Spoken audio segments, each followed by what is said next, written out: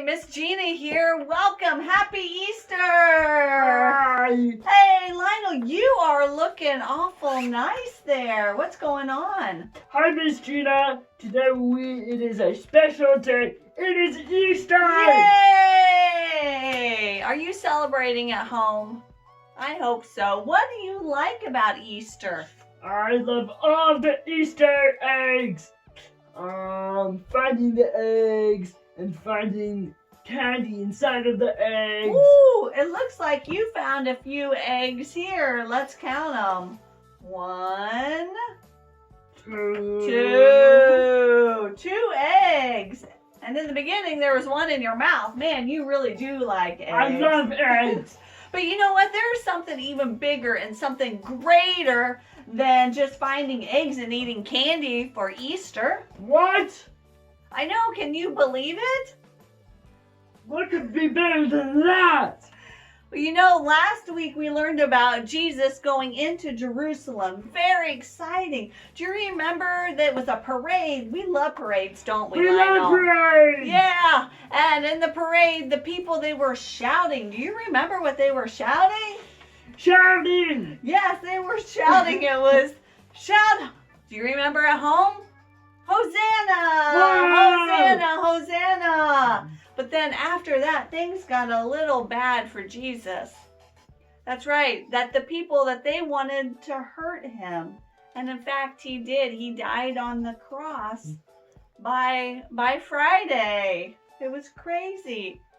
But that isn't the greatest thing though. Because after that, Jesus does something even bigger and even greater and more awesome than you can imagine. I think it goes something like this. Hello, my friends. It's Miss Debbie here to share another Bible story with you. First, let's start with a prayer. And you can I'm going to be doing some actions with my prayer, so you are welcome to repeat my words and my actions. Dear God, you give us good news. Your good news makes us wiggle and smile and dance and shout, "Yay, God!" Thanks for good news. Amen. In our story today, you will hear about an angel and hugging someone's feet. Sounds exciting. The story is called The Empty Tomb. Let's listen now. It was early in the morning, and on the third day after Jesus died, the sky was pink and red with the first light of the sun. The women didn't notice the sky. They hurried to the cave that contained Jesus' body. Mary Magdalene and Mary, the mother of Jesus and James, led the way. There were 2 others, Salome and Joanna, carried the spices to rub on the body of Jesus. They had a job to do. And here's the 4 women and Squiggles, our caterpillar friend, walking to the cave where Jesus' body was at. When the tomb of Jesus came into sight, they froze. Uh-oh. They had forgotten about the huge stone that sealed the opening to the cave. How would they move it? The women kept going to the cave anyway. As they came closer, the women could see that the stone had already been rolled away. They peeked inside. Ooh, it was dark in there. Brrr. It was cold in there. Drip, drop. It was damp in there. What? It was empty in there. Jesus was gone. An angel appeared in sparkling white clothes. The glow from the angel brightened even the darkest corners of the cave. The women shielded their eyes from the blinding light. "Don't be afraid," the angel said. "Jesus isn't here. This is a place for the dead. Jesus is alive."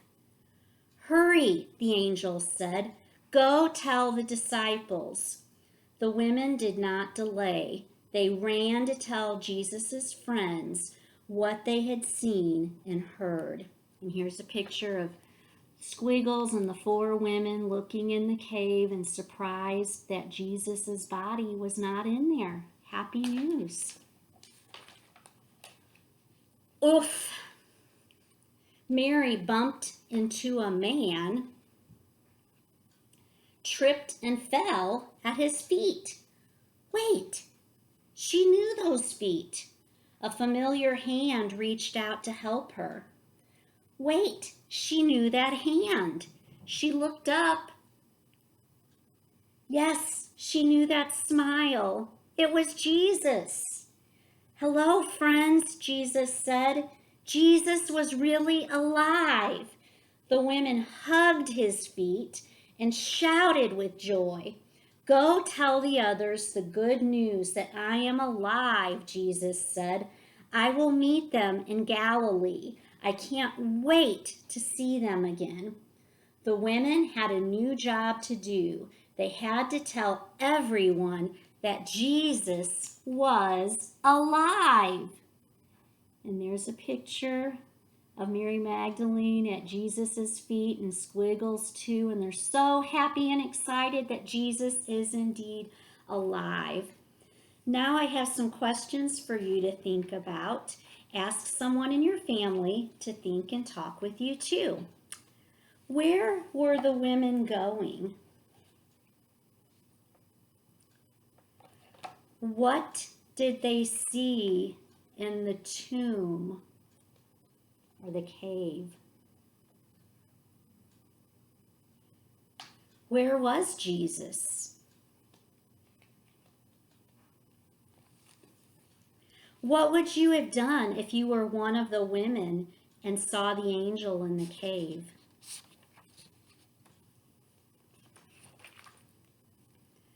What was the happy surprise that the women learned about? And then finally, what did Jesus say at the end of the story? Oh, boys and girls, the news that God raised Jesus from the dead is the happiest news ever. We celebrate the great news that Jesus lives. Do a happy dance. And I'll see you again soon with another story. Hey, Lionel, do you remember the question that Miss Debbie asked about what was the happy surprise that the women found? I can't believe it! Jesus is alive! It makes me so happy. I want to do a happy dance. Woo! Happy dance! Oh my gosh, that's right. Jesus is alive. But why is that even important? Man, that's a good question. Why is it important that because he loves us so much that Jesus would give himself for us. You know, it's one thing about those stinky feet and Jesus washing all those stinky feet, right? Ew. But to give himself on the cross for us, that just shows how big and how wide and how crazy his love is for us. Yeah, I think that does call for a happy dance. Will you join me, Lionel? Yeah! Yay! Happy dance, happy Easter!